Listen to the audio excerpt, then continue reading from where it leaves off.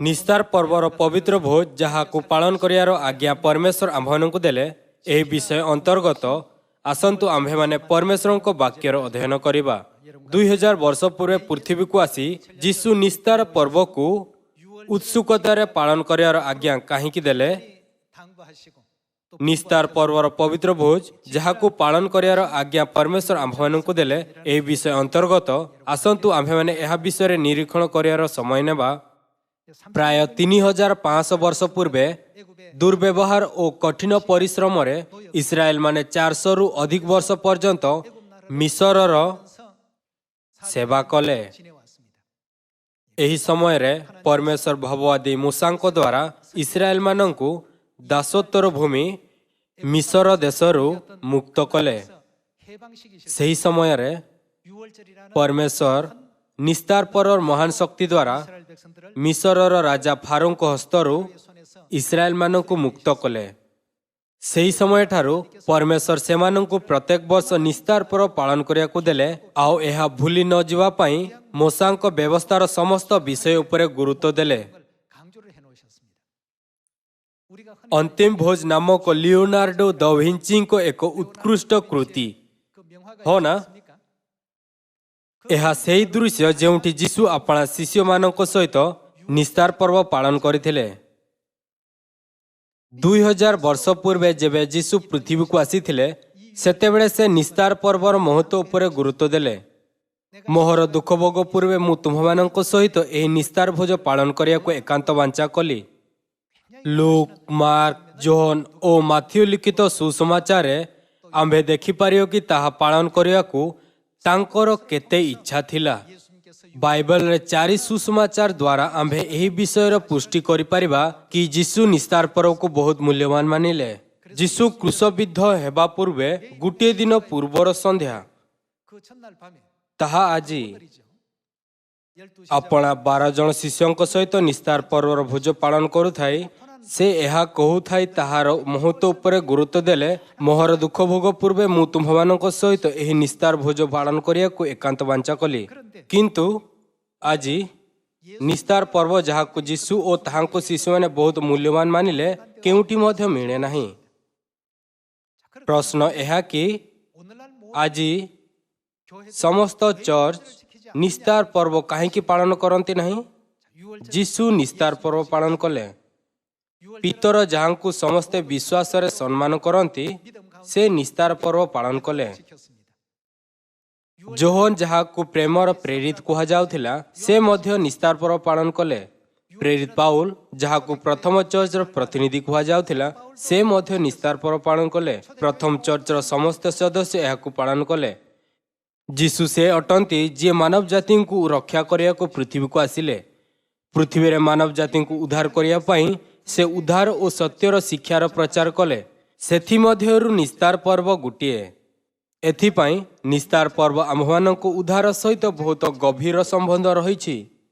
जदि केही कहे निस्तार पर्व को पालन न करी मु अनंत स्वर्ग राज्य को प्राप्त करि पारिबी तेबे एही नियमर रक्त जहा द्वारा से पवित्र गणित होइथिला अपवित्र करिवार एक पाप। नूतन नियम रे यह स्पष्ट उल्लेख रहिछि। एपरि लोक दंड निमंते ओ न्याय निमंते प्रथम स्थान रे हेबे। एही तथ्य व्यतीत कि यह ठीक ना भूल एही प्रश्न उपरे विचार करंतु। एही निस्तार पर्व पालन न करी कोन आम्भे स्वर्गर सेही अनंत राज्य रे जाई परिबा जाहाकु ख्रीष्ट प्रस्तुत करिसंती एहा उपरे ध्यान केंद्रित करुथाई आसंतु आम्भे माने बाइबल रे परमेश्वर को वाक्यर पुष्टि करिबा। निस्तार पर्व विषय रे जाहाकु परमेश्वर पालन करियार आम्भमानकु आज्ञा देले आसंतु आम्भे माथ्यू अध्याय 28 रे पुष्टि करिबा। माथ्यू अध्याय 28 पद 19 कहि थाए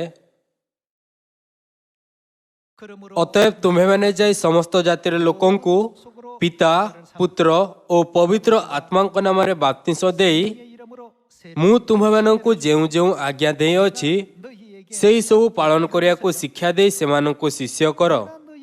से कहिले सेमानन को आज्ञा पालन करिया को सिखाओ। ଯଦିଓ ଯୀଶୁ ସ୍ପଷ୍ଟ ଭାବେ ଆଜ୍ଞା ପାଳନ କରିବାକୁ କହିଥିଲେ, କିନ୍ତୁ ସେହି ଶିକ୍ଷା ଲୁପ୍ତ ହୋଇଗଲା। ନିସ୍ତାର ପର୍ବ ସେଥିମଧ୍ୟରୁ ଗୋଟିଏ। ଏଠାରେ ଯୀଶୁ କହିଲେ, ଧ୍ୟାନ ସହକାରେ ଚିନ୍ତା କର କି ମୁଁ ତୁମ୍ଭମାନଙ୍କୁ କ'ଣ ପାଳନ କରିବାକୁ ଆଜ୍ଞା ଦେଇଥିଲି, ଆଉ ତାହାର ସାମରିଆ ଓ ପୃଥିବୀର ପ୍ରାନ୍ତ ପର୍ଯ୍ୟନ୍ତ ପ୍ରଚାର କର, ଯାହାଦ୍ୱାରା ସମସ୍ତ ଲୋକ ତାହାଙ୍କ ପାଳନ କରିପାରିବେ। କିନ୍ତୁ ନିସ୍ତାର ପର୍ବ 325 ଖ୍ରୀଷ୍ଟାବ୍ଦରେ ନିକିଆ ପରିଷଦରେ ଲୋକମାନଙ୍କ ଦ୍ୱାରା ନଷ୍ଟ କରାଗଲା। ପରମେଶ୍ୱର ଆମ୍ଭକୁ ତାହା ପାଳନ କରିବାକୁ କହିଲେ, କିନ୍ତୁ ଲୋକମାନେ କହନ୍ତି କି ନାହିଁ, ତାହାର ଆବଶ୍ୟକ ନାହିଁ, ତାହା ପାଳନ କଲେ କ'ଣ ଲାଭ? ଲୋକମାନେ ତାହା ପରିତ୍ୟାଗ କଲେ। ବାସ୍ତବରେ ଧାର୍ମିକ ନେତାମାନେ ପରମେଶ୍ୱରଙ୍କ ଆଜ୍ଞାକୁ ପରିତ୍ୟାଗ କଲେ। ଏହି ପ୍ରକାର ଏହି ପୃଥିବୀରେ ସତ୍ୟ ଲୁପ୍ତ ହୋଇଗଲା ଓ ଅନ୍ଧକାର ଯୁଗ ଆସିଗଲା। ସେହି ଯୁଗର ସମୟରେ ଆମ୍ଭେମାନେ ସତ୍ୟକୁ ଖୋଜି ପାରିନଥାନ୍ତେ, ଆଉ ସେହି ସ୍ଥିତିରେ ବର୍ତ୍ତମାନ ଧର୍ମ ମୂଳ ଧରିନେଲା। ତେବେ ସେହି ପ୍ରକ୍ରିୟାରେ କ'ଣ ସମସ୍ୟା ହୋଇଥିଲା? ପରମେଶ୍ୱରଙ୍କ ଜୀବନର ସତ୍ୟକୁ ସମ୍ପୂର୍ଣ୍ଣ ଭାବରେ ପଦଦଳିତ କରାଗଲା। ପୁଣି ଲୋକମାନଙ୍କ ମଧ୍ୟରେ କ'ଣ ପସନ୍ଦ କରାଗଲା? ସୂର୍ଯ୍ୟ ଦେବତାର ଧର୍ମ ଯାହାର ଉପାସନା ରୁମ୍ରେ କରାଯାଇଥିଲା, ତାହାର ଉପାସନା କରାଯିବାକୁ ଲାଗିଲା। ଆଉ ଏହା ଚର୍ଚ୍ଚରେ ଶିଖାଗଲା, ଯେମିତିକି ପରମେଶ୍ୱରଙ୍କ ଶିକ୍ଷା ହେଉ। ପରେ ଏହାକୁ ଖ୍ରୀଷ୍ଟ ଧର୍ମରେ ଗ୍ରହଣ କରାଗଲା। ଆଜିର ରବିବାର ଆରାଧନା, ଖ୍ରୀଷ୍ଟମାସ, କ୍ରୁସର ଆରାଧନା, ଏହି ସମସ୍ତ ମନୁଷ୍ୟଙ୍କ ଦ୍ୱାରା ନିର୍ମିତ ନିୟମ। ଏପରି ଅଜବ ବିଷୟ ଯାହାର ପରମେଶ୍ୱରଙ୍କ ଉଦ୍ଧାର ସହିତ କୌଣସି ସମ୍ପର୍କ ନାହିଁ, ଏହି ଦିନମାନଙ୍କରେ ଚର୍ଚ୍ଚରେ ଶାସନ କରୁଥିବା ଆତ୍ମିକ ଲଙ୍ଗର ହୋଇଅଛି। ଆମ୍ଭମାନଙ୍କୁ ବାଇବେଲରେ ଫେରିଯିବା ଉଚିତ ଏବଂ ଖ୍ରୀଷ୍ଟଙ୍କ ଶିକ୍ଷାକୁ ଧ୍ୟାନରେ ଦେଖିବା ଉଚିତ, ଯେ ଆମ୍ଭମାନଙ୍କୁ ଉଦ୍ଧାର ନିମନ୍ତେ ଏହି ପୃଥିବୀକୁ ଆସିଲେ। ଆମ୍ଭମାନଙ୍କୁ ପରମେଶ୍ୱରଙ୍କ ଇଚ୍ଛାକୁ ସଠିକ ଭାବରେ ବୁଝିବା ଉଚିତ। ଆପଣା ଶିଷ୍ୟମାନଙ୍କୁ ପଠାଉଥାଇ ଯୀଶୁ କହିଲେ, ସାମରିଆରେ ଓ ପୃଥିବୀର ପ୍ରାନ୍ତରେ ଯାଅ, ଆଉ ଯାହା କିଛି ମୁଁ ତୁମ୍ଭମାନଙ୍କୁ ଆଜ୍ଞା ଦେଇଅଛି, ସେମାନଙ୍କୁ ପାଳନ କରିବାକୁ ଶିଖାଅ। ଯୀଶୁ ବାସ୍ତବରେ ଆମ୍ଭମାନଙ୍କୁ କ'ଣ ପାଳନ କରିବାକୁ ଆଜ୍ଞା ଦେଇଥିଲେ ଓ ଆମ୍ଭମାନଙ୍କୁ କ'ଣ କରିବାକୁ ଅନୁରୋଧ କଲେ? ଲୁକ୍ ଅଧ୍ୟାୟ 22 ଦ୍ୱାରା ଆସନ୍ତୁ ଆମ୍ଭେମାନେ ଏହି ବିଷୟର ପୁଷ୍ଟି କରିବା କି ସେଥିମଧ୍ୟରୁ ଗୋଟିଏ ଶିକ୍ଷା ନିସ୍ତାର ପର୍ବ। ଆସନ୍ତୁ ଆମ୍ଭେ ଲୁକ୍ ଅଧ୍ୟାୟ 22 ପଦ 7ର ଶିକ୍ଷା ଦେଖିବା। ପରେ ଯେଉଁଦିନ ନିସ୍ତାର ପର୍ବ ମେଷଶାବ ବଳିଦାନ କରିବାକୁ ହୁଏ, ଖମିର ଶୂନ୍ୟ ରୁଟି ପର୍ବର ସେହି ଦିନ ଉପସ୍ଥିତ ହେଲା। ଆଉ ସେ ପିତର ଓ ଯୋହନଙ୍କୁ ଏହା କହି ପଠାଇଲେ, ଆମ୍ଭେମାନେ ଯେପରି ଭୋଜନ କରିପାରିବୁ, କ'ଣ ପ୍ରସ୍ତୁତ କର? ନିସ୍ତାର ପର୍ବ ଭୋଜ ପ୍ରସ୍ତୁତ କର। ପଦ 9, ସେଥିରେ ସେମାନେ ତାହାଙ୍କୁ ପଚାରିଲେ, ଆମ୍ଭେମାନେ କେଉଁ ସ୍ଥାନରେ ପ୍ରସ୍ତୁତ କରିବୁ ବୋଲି ଆପଣ ଇଚ୍ଛା କରନ୍ତି? ସେ ସେମାନଙ୍କୁ କହିଲେ, ଦେଖ, ତୁମ୍ଭେମାନେ ନଗରରେ ପ୍ରବେଶ କରନ୍ତେ ଜଳକୁମ୍ଭ ଘେନି ଯାଉଥିବା ଜଣେ ଲୋକ ତୁମ୍ଭମାନଙ୍କୁ ଭେଟିବ। ସେ ଯେଉଁ ଗୃହରେ ପ୍ରବେଶ କରିବ, ତାହାର ପଛେ ପଛେ ସେହି ଗୃହକୁ ଯାଇ ଗୃହର କର୍ତ୍ତାଙ୍କୁ କହିବ, ଗୁରୁ ଆପଣଙ୍କୁ ପଚାରୁଅଛନ୍ତି, ମୁଁ ମୋହର ଶିଷ୍ୟମାନଙ୍କ ସହିତ ଯେଉଁଠାରେ ନିସ୍ତାର ପର୍ବର ଭୋଜ ପାଳନ କରିବି, ସେହି ଅତିଥିଶାଳା କାହିଁ? ସେଥିରେ ସେ ତୁମ୍ଭମାନଙ୍କୁ ସୁସଜ୍ଜିତ ଗୋଟିଏ ଉପରିସ୍ଥ ବୃହତ କୋଠରୀ ଦେଖାଇ ଦେବେ। ସେ ସ୍ଥାନରେ ପ୍ରସ୍ତୁତ କର। ଆଉ ସେମାନେ ଯାଇ କ'ଣ କରିଥିଲେ? ସେ ସେମାନଙ୍କୁ ଯେପରି କହିଥିଲେ ସେହିପରି ଦେଖି ନିସ୍ତାର ପର୍ବର ଭୋଜ ପ୍ରସ୍ତୁତ କଲେ। ପଦ 14, ପୁଣି ସମୟ ଉପସ୍ଥିତ ହୁଅନ୍ତେ, ନିସ୍ତାର ପର୍ବ କୌଣସି ସମୟରେ ମଧ୍ୟ ପାଳନ କରାଯାଏ ନାହିଁ, କିନ୍ତୁ ଏକ ନିଶ୍ଚିତ ଦିନ ଓ ନିଶ୍ଚିତ ସମୟ ଅଛି। ସେ ଓ ତାହାଙ୍କ ସଙ୍ଗେ ପ୍ରେରିତମାନେ ଭୋଜନ କରିବାକୁ ବସିଲେ। ଆଉ ସେ ସେମାନଙ୍କୁ କହିଲେ, ମୋର ଦୁଃଖ ଭୋଗ ପରେ ମୁଁ ତୁମ୍ଭମାନଙ୍କ ସହିତ ଏହି କ'ଣ କରିବାକୁ? ନିସ୍ତାର ଭୋଜ ପାଳନ କରିବାକୁ ଏକାନ୍ତ ବାଞ୍ଛା କଲି। ଯୀଶୁ କହିଲେ, ମୁଁ ଏକାନ୍ତ ବାଞ୍ଛା କଲି। ଏହା ଦେଖାଇଥାଏ କି ସେ ନିସ୍ତାର ପର୍ବ ପାଳନ କରିବାରେ ଗୁରୁତ୍ୱ ଦେଲେ। ସେ କହିପାରିଥାନ୍ତେ, ଏହି ନିସ୍ତାର ପର୍ବ ପାଳନ କରିବାକୁ ଏକାନ୍ତ ବାଞ୍ଛା କଲି, କିନ୍ତୁ ନିସ୍ତାର ପର୍ବ ଆମ୍ଭମାନଙ୍କୁ ଉଦ୍ଧାର ସହିତ ଗଭୀରତାରେ ସଂଯୋଗ ହୋଇଅଛି। ଏଥିପାଇଁ ସେ କହିଲେ କି ମୁଁ ତୁମ୍ଭମାନଙ୍କ ସହିତ ଏହି ନିସ୍ତାର ପର୍ବ ଭୋଜ ପାଳନ କରିବାକୁ ଏକାନ୍ତ ବାଞ୍ଛା କଲି। କାରଣ ନିସ୍ତାର ପର୍ବ ପାଳନ ନ କରି କେହି ମଧ୍ୟ ଉଦ୍ଧାର ପାଇପାରିବ ନାହିଁ।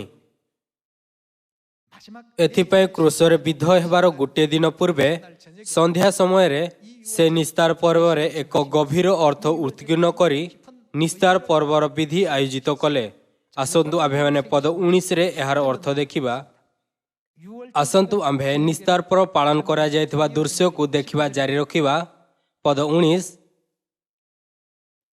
ପୁଣି ସେ ରୋଟି ଘେନି ଧନ୍ୟବାଦ ଦେଲେ ଓ ତାହା ଭାଙ୍ଗି ସେମାନଙ୍କୁ ଦେଇ କହିଲେ, ତୁମ୍ଭମାନଙ୍କ ନିମନ୍ତେ ଦତ୍ତ ହେଉଥିବା ନିସ୍ତାର ପର୍ବର ପବିତ୍ର ଭୋଜରେ ରୋଟି ଭାଙ୍ଗି ଦେଉଥାଇ ମୋହର ଶରୀର ଏହି କ'ଣ କର? ମୋତେ ସ୍ମରଣ କରିବା ନିମନ୍ତେ ଏହା କର। ପଦ 20। ଭୋଜନ ଉତ୍ତାରେ ସେହିପରି ସେ ପାନପାତ୍ରରେ ନିସ୍ତାର ପର୍ବର ଦ୍ରାକ୍ଷାରସ ଥିଲା। ଘେନି କହିଲେ, ଏହି ପାନପାତ୍ର କାହା ନିମନ୍ତେ? ତୁମ୍ଭମାନଙ୍କ ନିମନ୍ତେ ପାତିତ ହେଉଥିବା ମୋହର ରକ୍ତରେ ସ୍ଥାପିତ ନୂତନ ନିୟମ। ନୂତନ ନିୟମର ନାମକ ଏହି ଅଦ୍ଭୁତ ନିୟମର ଘୋଷଣା କରୁଥାଇ ସେ ବାରମ୍ବାର ଏହି ବିଷୟ ଉପରେ ଗୁରୁତ୍ୱ ଦେଲେ କି ନିସ୍ତାର ପର୍ବ ପାଳନ କରିବାକୁ ତାହାଙ୍କର ବଡ଼ ଲାଳସା ଥିଲା। ଏଠାରେ ଏକ ମହତ୍ୱପୂର୍ଣ୍ଣ ବିଷୟ ରହିଛି ଯାହା ଉପରେ ଆମ୍ଭମାନଙ୍କୁ ଧ୍ୟାନ ଦେବା ଉଚିତ।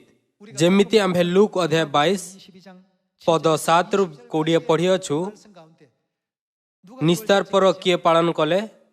ଯୀଶୁ ନିସ୍ତାର ପର୍ବ ପାଳନ କଲେ। ଆଉ କିଏ? ପିତର ତାହା ପାଳନ କଲା।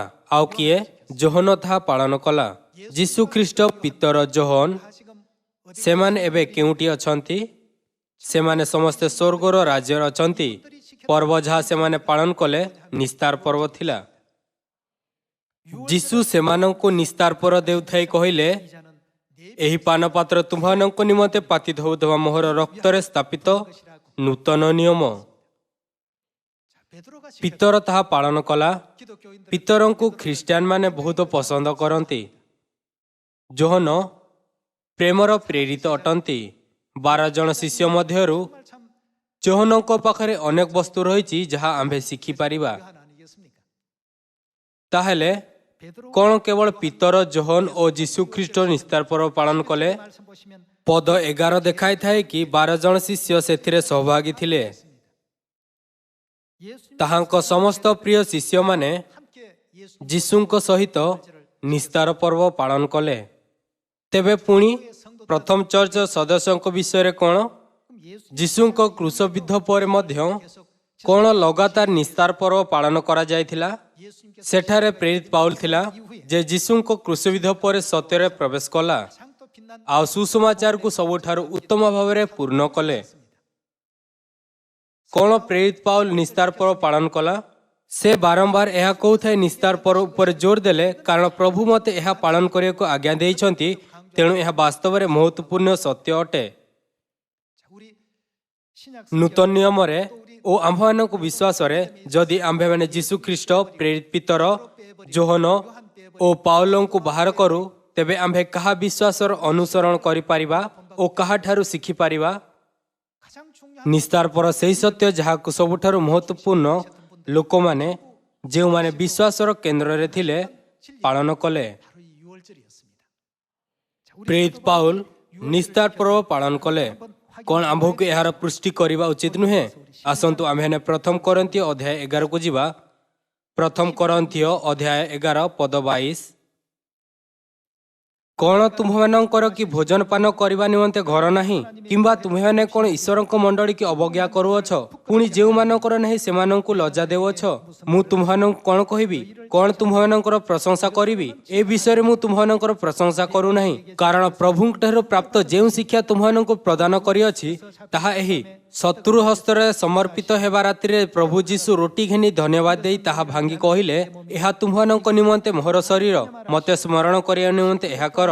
ସେହିପରି ଭୋଜନ ଉତ୍ତାରେ ସେ ପାନପାତ୍ର ଘେନି କହିଲେ, ଏହି ପାନପାତ୍ର ମୋହର ରକ୍ତରେ ସ୍ଥାପିତ ନୂତନ ନିୟମ। ତୁମ୍ଭେମାନେ ଯେତେ ଥର ଏଥିରୁ ପାନ କର, ସେତେ ଥର ମୋତେ ସ୍ମରଣ କରିବା ନିମନ୍ତେ ଏହା କର। ଏହା ତାହା ହିଁ ଅଟେ ଯାହା ଲୁକ୍ ଅଧ୍ୟାୟ 22 ପଦ 7-20 ଦେଖାଯାଏ, ହଁ ନା? ପ୍ରେରିତ ପାଉଲ ସେହି ବ୍ୟକ୍ତି ଅଟନ୍ତି ଯେ ଯୀଶୁଙ୍କ କ୍ରୁଶବିଦ୍ଧ ପରେ ସତ୍ୟ ପ୍ରାପ୍ତ କଲା। ପ୍ରେରିତ ପାଉଲ ମଧ୍ୟ କହିଲେ, କାରଣ ମୁଁ ପ୍ରଭୁଙ୍କଠାରୁ ପ୍ରାପ୍ତ ଯେଉଁ ଶିକ୍ଷା ତୁମ୍ଭମାନଙ୍କୁ ପ୍ରଦାନ କରିଅଛି। ଆଉ ସେ ଉଲ୍ଲେଖ କଲେ କି ଏହା ନୂତନ ନିୟମର ନିସ୍ତାର ପର୍ବ। ସେ ଏହି ଦୃଶ୍ୟରେ ନିସ୍ତାର ପର୍ବ ରୁଟି ଓ ଦ୍ରାକ୍ଷାରସ ବିଷୟରେ ଜଣାଉଛନ୍ତି। ପ୍ରେରିତ ପାଉଲ ନିସ୍ତାର ପର୍ବ ପାଳନ କଲେ। ପିତର ମଧ୍ୟ ତାହା ପାଳନ କଲେ। ଯୀଶୁ ଓ ପ୍ରେରିତ ଜୋହନ ମଧ୍ୟ ନିସ୍ତାର ପର୍ବ ପାଳନ କଲେ। ଯୀଶୁଙ୍କ ଶିଷ୍ୟମାନେ ଓ ପ୍ରଥମ ଚର୍ଚ୍ଚର ସମସ୍ତ ବିଶ୍ୱାସୀମାନେ ନିସ୍ତାର ପର୍ବ ପାଳନ କଲେ। କଣ ଏହା ଅଜବ ନୁହେଁ କି ଆଜିର ଚର୍ଚ୍ଚ ପାଳନ କରୁନାହାନ୍ତି? ଯୀଶୁ ମାନବ ଜାତି ନିମନ୍ତେ ଉଦ୍ଧାରର ସତ୍ୟ ଘୋଷଣା କରିବା ପାଇଁ ଆସିଥିଲେ। ସେ ଏହା ଜାଣୁଥାଏ ମଧ୍ୟ କି ପରଦିନ କ୍ରୁଶରେ ଉଠାଯିବାର ସଙ୍କଟ ଉପରେ ଅଛନ୍ତି।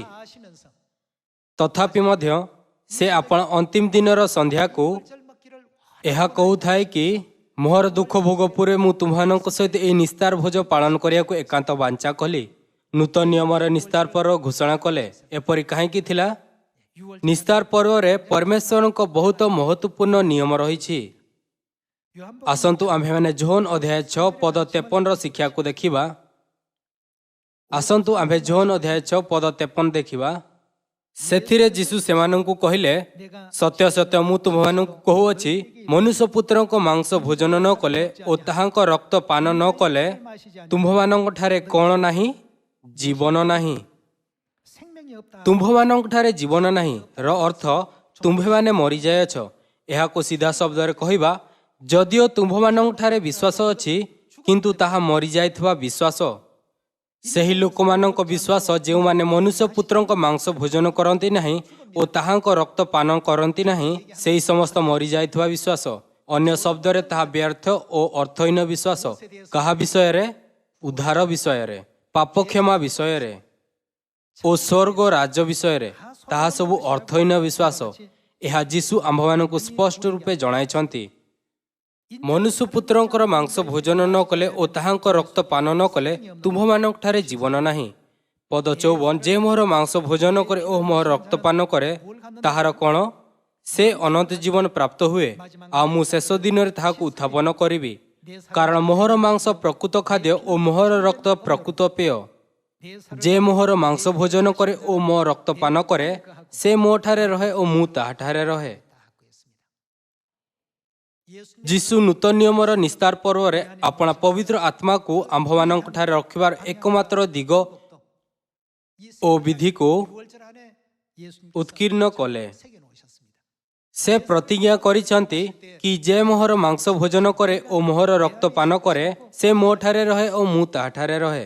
ଯେବେ ଆମ୍ଭେ ଜାଣିଥାଉ କି ଯୀଶୁଙ୍କ ମାଂସ ଭୋଜନ କରିବା ଓ ତାହାଙ୍କ ରକ୍ତ ପାନ କରିବା ର ଦୃଶ୍ୟରେ ଯୀଶୁଙ୍କ ମାଂସ ଓ ରକ୍ତ କାହାକୁ ଦର୍ଶାଇଥାଏ, ତେବେ ଆମ୍ଭେ ଭଲରେ ବୁଝିପାରିବା କି ଆଜି ଆମ୍ଭେ ଯେଉଁ ନିସ୍ତାର ପର୍ବ ପାଳନ କରୁଅଛୁ ଏହା ଆମ୍ଭମାନଙ୍କ ପାଇଁ ଏତେ ମହତ୍ୱପୂର୍ଣ୍ଣ କାହିଁକି?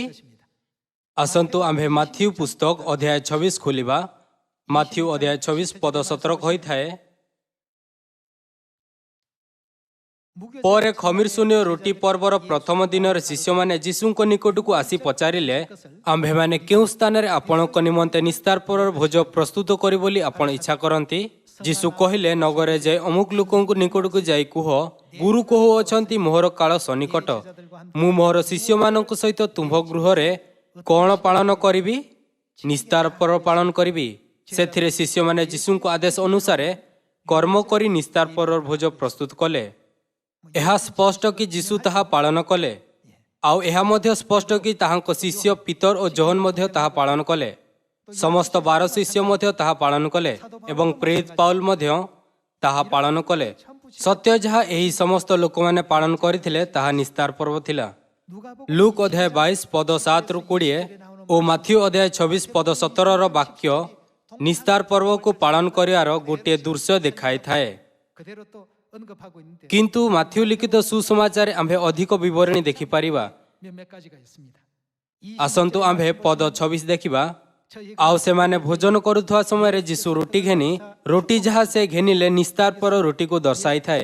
ଯୀଶୁ ରୁଟି ଘେନି ଆଶୀର୍ବାଦ କଲେ ଓ ତାହା ଭାଙ୍ଗି ଶିଷ୍ୟମାନଙ୍କୁ ଦେଇ କହିଲେ, ନିଅ ଭୋଜନ କର। ଏହା କଣ?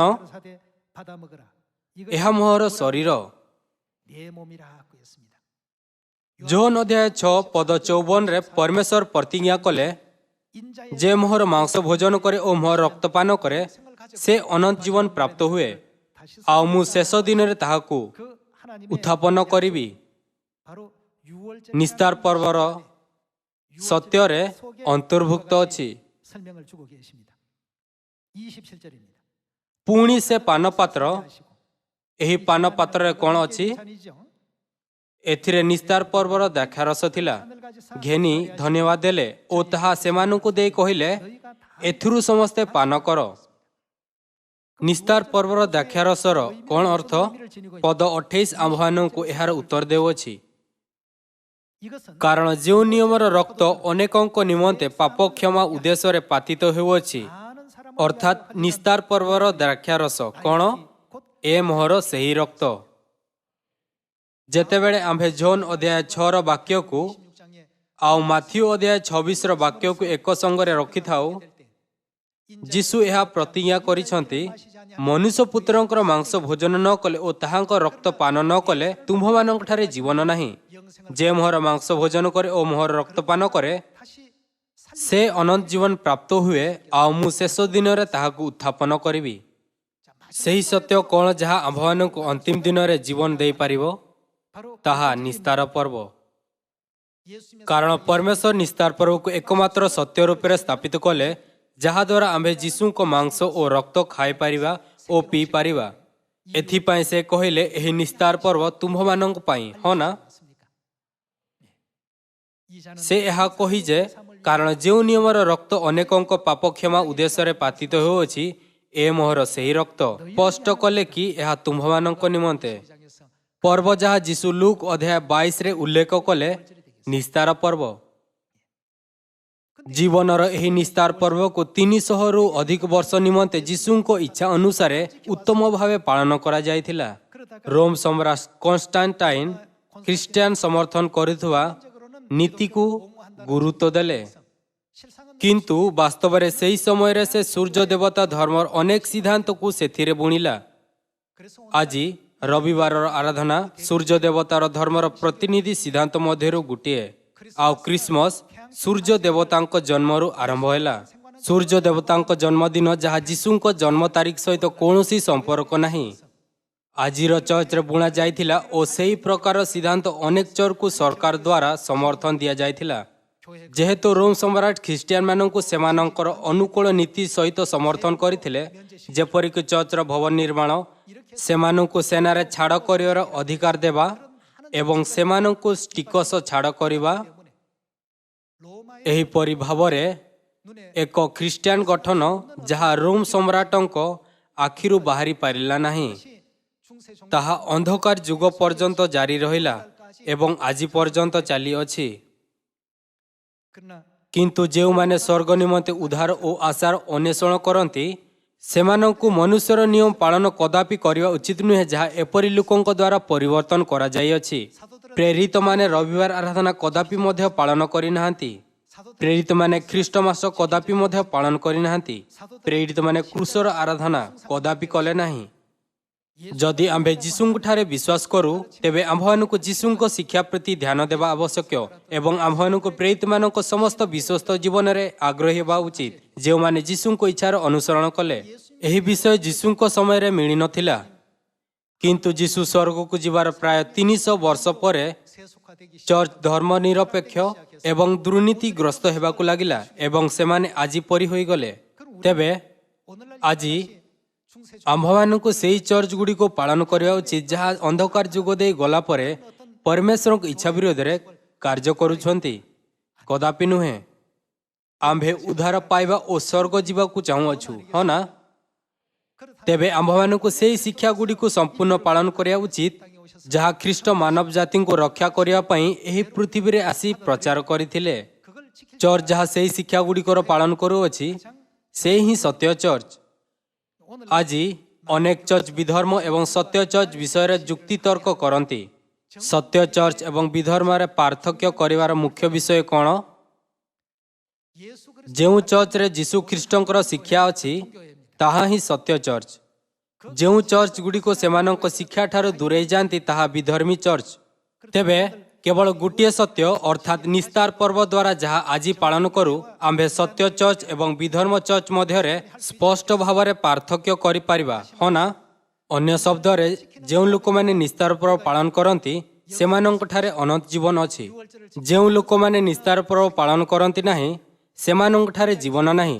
मनुष्य पुत्रंकर मांस भोजन न कले ओ ताहांक रक्त पान न कले तुम्भमानଙ୍କଠାରେ कण ନାହିଁ जीवन ନାହିଁ। ଏହା परमेश्वरଙ୍କ विचार, परमेश्वरଙ୍କ निर्णय ଓ परमेश्वरଙ୍କ निष्कर्ष। ମୁଁ ଅନନ୍ତ ଜୀବନର ଆଶୀର୍ବାଦ ସେହି ଲୋକମାନଙ୍କୁ ଦେବି ଯେଉଁମାନେ ନିସ୍ତାର ପର୍ବ ଦ୍ୱାରା ମୋହର ମାଂସ ଓ ମୋହର ରକ୍ତ ପାନ କରନ୍ତି।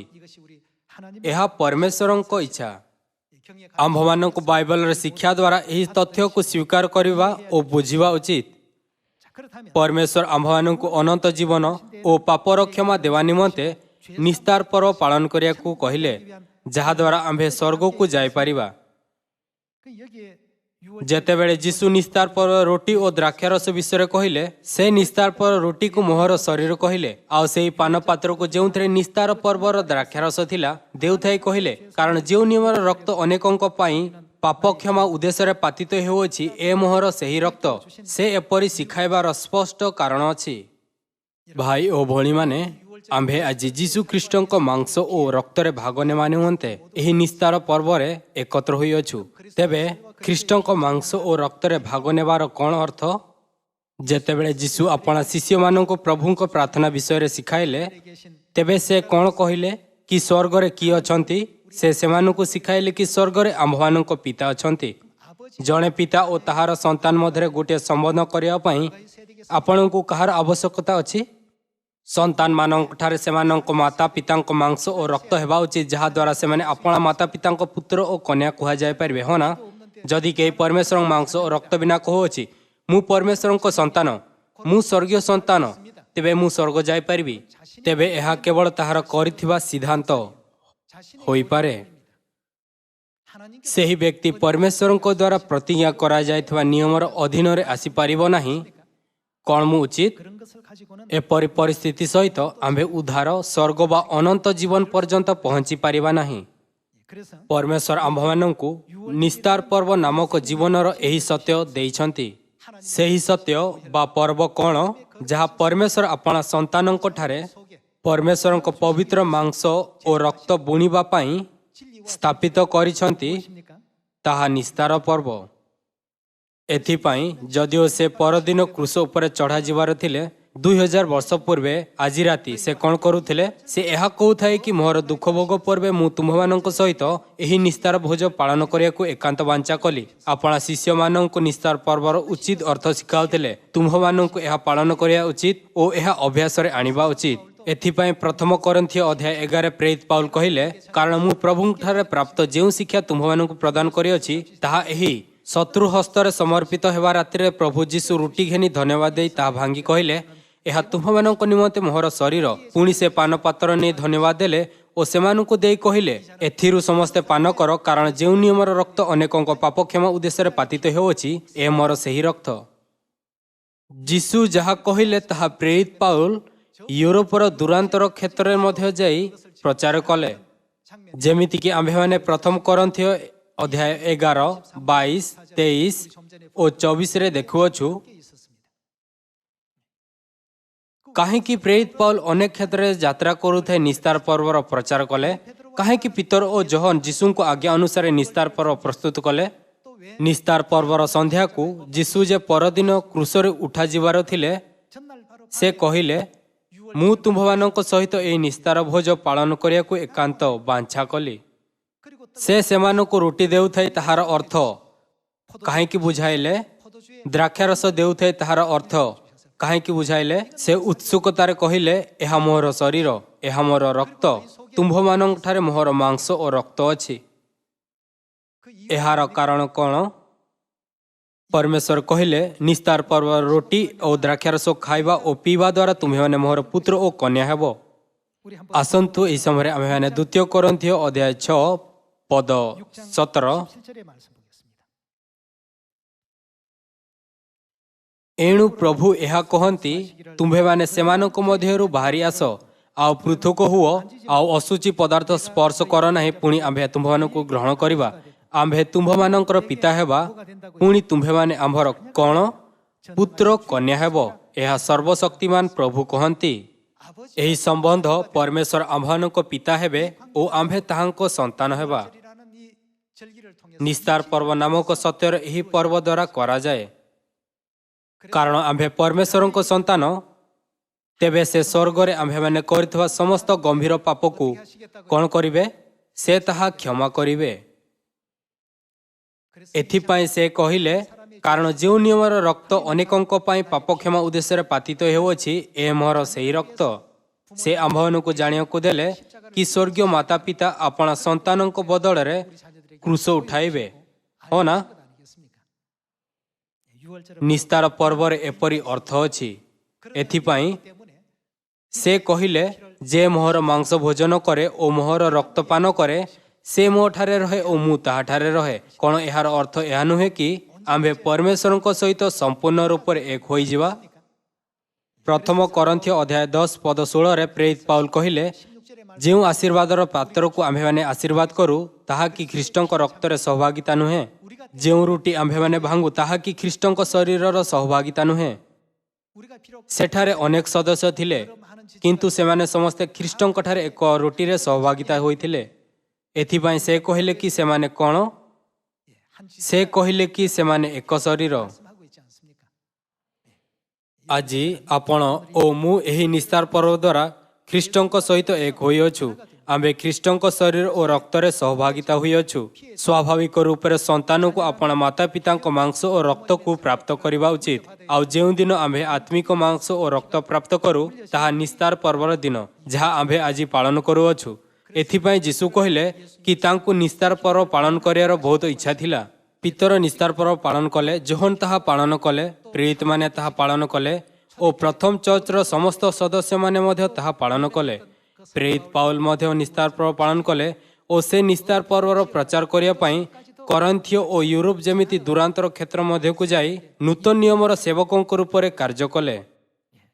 सही अर्थरे माथ्यू अध्याय 7 रे परमेश्वर आम्भମାନଙ୍କୁ एक दृश्य देखाइछंती जेउठी से एही प्रश्नर उत्तर देले कि स्वर्ग रे किए प्रवेश करि पारिबो। आसंतु आम्भे यह देखिबा। आसंतु आम्भे माथ्यू अध्याय 7 पद 21 ऊपर नजर पकाइबा। अध्याय 7 पद 21 यीशु कहिले कि मते प्रभु प्रभु बोली डाकंती एपरि प्रत्येक स्वर्ग राज्य रे प्रवेश करिवे नाही। यीशु कोन कहिले स्वर्ग रे किए प्रवेश करिवो? से कहिले मात्र जे मोहर स्वर्गस्थ पितांको इच्छा साधन करे से प्रवेश करिवो। तेबे पितांको इच्छा कोन कोन ताहा निस्तार पर्व पालन करियार अछि बा निस्तार पर्व पालन करियार नाही। एथिपाई परमेश्वर 3500 वर्ष पूर्वे मूसांको समय लोकों को निस्तार पर्व विषय रे शिक्षित करिसंती। जेतेबेले यीशु ए पृथ्वी रे आसिले तेबे से आउ थरे निस्तार पर्वर महत्व उपरे जोर देले। तेबे आजिर चर्च निस्तार पर्व काहेकि पालन करू नाही? पूरा दुनियार चर्च एक महान आत्मिक संकट मध्य अछि। सेमाने बुझंती नाही कि उद्धार कोन ओ अनंत जीवनर पथ कोन। आउ सेमाने पवित्र पर्व निस्तार पर्व को जहाँ आम्भे आज पालन करूछु कौनसी अन्य दिन परि केवल साधारण दिन मानुछंती। किंतु पूरा दुनियार सियोनर आम्भमानक समस्त सदस्य आज पिता और माता को इच्छा अनुसार और बाइबल समस्त भविष्यवाणी और शिक्षा अनुसार निस्तार पर्व को एक संगरे पवित्र करी पालन करूछु। निस्तार पर्व द्वारा परमेश्वर आम्भमानक स्पष्ट रूपे कहिले केवल जो लोक मैंने पिता को इच्छा चलती से ही स्वर्ग राज्य प्रवेश करें। स्वर्ग एपरी स्थान नुहे जोठी प्रत्येक जन मते हे प्रभु कहवा द्वारा प्रवेश करें। परमेश्वर आम्भमानक निस्तार पर्व देवार अन्य कारण अछि। पृथ्वी रे जन्म होइतबा समस्त लोक आदमंक वंश अटंती। एही पृथ्वी रे मनुष्य उन्नति और समृद्ध होइअछि। कौन आम्भे आदम और हवांक रक्तर सहित स्वर्ग जाई पारिबा? जदि आम्भमानक ठारे एबे मध्य तांक रक्त अछि तेबे कौन आम्भे कहि पारियो कि आम्भे परमेश्वरक संपूर्ण सृष्टि अटु? कदापि नुहे। एथिपाई आम्भमानक यीशु ख्रीष्टक बहुमूल्य रक्तर आवश्यकता अछि। रोमियो अध्याय 5 पद 14 अनुसार आदम काहाकु दर्शाओ अछि? से सही आगमनकर्ता अर्थात यीशु ख्रीष्टक चिन्ह। आदमंक मांस और रक्त द्वारा मनुष्य अनंत जीवन प्राप्त करि पारिबो नाही, किंतु यीशु ख्रीष्टक मांस और रक्त द्वारा जहाँ को आदम दर्शा जाइए अपूर्ण प्राणी परिपूर्ण होई पारिबे। सृष्टिर सिद्धांत जहाँ परमेश्वर चाहुछंती ताहा एहा कि से अनंत प्राणी को सृष्टि करियाकु चाहुछंती जो माने चिरकाल पई बंचिबे। आदमंक परि मरणशील प्राणी नुहे जो माने जन्म नेवा परे मरि जांती। एहा परमेश्वरंक सृष्टि करिवार सबुठारो मौलिक सिद्धांत। एही सिद्धांत को पूरा करिया पई जीशु ख्रीष्टंक बहुमूल्य रक्तर आवश्यकता थिला। एथिपाई ख्रीष्ट एहा भावुथाई कि समस्ते ताहांक पवित्र मांस और ताहांक बहुमूल्य रक्त प्राप्त करंतु। मानव जातिंक पाप निमंते क्रूसरे मरीगले और से निस्तार पर्व सत्य स्थापित कले जहाँ आम्भे आज पालन करुअछु। से आम्भମାନଙ୍କୁ अपना मांस और रक्त द्वारा परिपूर्ण करिया पई नूतन नियमर निस्तार पर्व स्थापित कले कारण आम्भे आदमंक रक्त द्वारा परिपूर्ण होई पारि न थान्ते।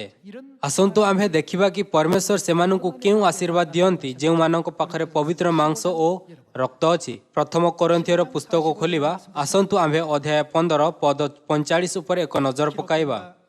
एही परि मध्ये लेखा अछि प्रथम मनुष्य आदम जीवित प्राणी हेले शेष आदम जीवनदायक आत्मा हेले। मात्र जहाँ आत्मिक ताहा प्रथम नुहे किंतु जहाँ प्राकृतिक ताहा प्रथम परे आत्मिक। प्रथम मनुष्य पार्थिव मूर्तिकारे निर्मित द्वितीय मनुष्य स्वर्गरु आगत। जेउ माने मूर्तिकारे निर्मित से माने मूर्तिकारे निर्मित सेही मनुष्य तुल्य पुणी जेउ माने स्वर्गीय से माने स्वर्गरु आगत सेही व्यक्ति तुल्य। आउ आम्भे माने जेपरि मूर्तिकारे निर्मित सेही मनुष्यर प्रतिमूर्ति धारण करियछु आम्भे मनुष्य माने आदमर प्रतिमूर्ति धारण करियछु। आउ आम्भे माने जेपरि मूर्तिकारे निर्मित सेही मनुष्यर प्रतिमूर्ति धारण करियछु तेबे आम्भे माने एबे कहार प्रतिमूर्ति धारण करिया उचित सेपरि सेही स्वर्गीय व्यक्तिंक प्रतिमूर्ति मध्ये धारण करिबा। उपरर वाक्य काहाको दर्शाउछि जेमिति रोमियो अध्याय 5 पद 14 लेखा जाय अछि प्रथम मनुष्य आदम सेही आदम को दर्शाउछि जे एदन उद्यान रे रहुथिला। आउ अंतिम आदम जीसु को दर्शाउछि। आउ आम्भे सेही स्वर्गीय रूप धारण करिबा। आम्भ मानंकु सेही स्वर्गीय ख्रीष्टंक रूपर सदृश हेबा निमंते कहार आवश्यकता अछि। आम्भ मानंकु ख्रीष्टंक मांस और रक्तर आवश्यकता अछि। केवल जेतेबेले आम्भे ताहांक मांस और रक्त प्राप्त करिबा तेबे जाहि आम्भे परमेश्वरंकु पिता कहि पारिबा। परमेश्वर सेही लोकमानंकु कोन दियंती जे मानंक पाखरे ताहांक मांस और रक्त अछि उद्धार। आसंतु आम्भे उद्धार विषय रे पद 50 को जिबा। हे भाई माने मु एहा कहूछि रक्त मांस ईश्वरंक राज्य अधिकार करि पारे नाही किंबा क्षय अक्षयता को अधिकार करे नाही। देखो मु तुम्भ मानंकु गोटे निगूढ़ कथा कहूछि आम्भे माने समस्ते महानिद्रा प्राप्त हेबा नाही किंतु एक मुहूर्त रे चक्षुर पलकरे शेष तुरी ध्वनि रे आम्भे माने समस्ते परिवर्तित हेबा।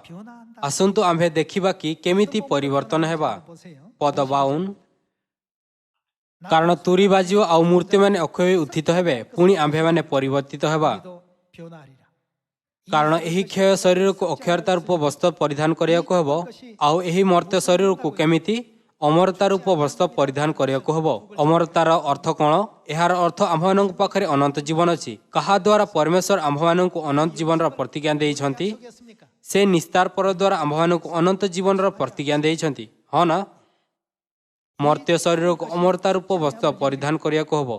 पद 54 किंतु एही क्षय शरीर अक्षय रूप वस्त्र और एही मर्त्य शरीर अमरता रूप वस्त्र परिधान कला उतारे एही लिखित वाक्य सफल हबो। जय मृत्यु को ग्रास करियछि। रे मृत्यु काहे तोर जय? रे मृत्यु काहे तोर नाहुड़? मृत्युर नाहुड़ा पाप आउ पापर बल मूषांक व्यवस्था। किंतु जेउ ईश्वर आम्भमानंक प्रभु जीशु ख्रीष्टंक द्वारा आम्भमानंक जय प्रदान करंती ताहांकर धन्यवाद हेउ। अतएव हे मोहर प्रिय भाई माने प्रभुंक सेवारे तुम्हानंक परिश्रम निष्फल नुहे यह जानी प्रभुंक कार्य सुस्थिर और अटल रही सर्वदा अधिकरु अधिकतर जत्नवान हुओ। आज निस्तार पर्व पालन करिया पई आम्भमानंक पाखरे अनेक कारण अछि आउ अंतिम कारण जहा द्वारा आम्भे एहा पालन करूछु ताहा रक्षा करा जिवा ओ स्वर्ग राज्य रे जीवार अछि। हाँ ना?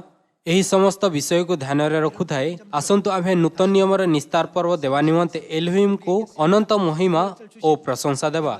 मते आशा अछि कि आपण निस्तार पर्व को मुक्त दिन रूप रे पवित्र रूपे पालन करिवे। आशा करूथाई कि एही उपदेश द्वारा आपनको बहुत अनुग्रह प्राप्त होई अछि। मते आजिर उपदेश को समाप्त करिया को दियंतु। आपनको बहुत बहुत धन्यवाद।